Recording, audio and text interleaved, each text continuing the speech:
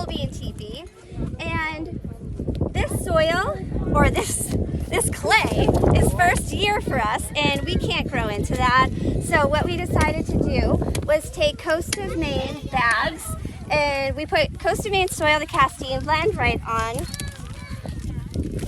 the base. And now we didn't want this to wash away, so we're actually just opening the bags and keeping them just like this and planting into it directly so that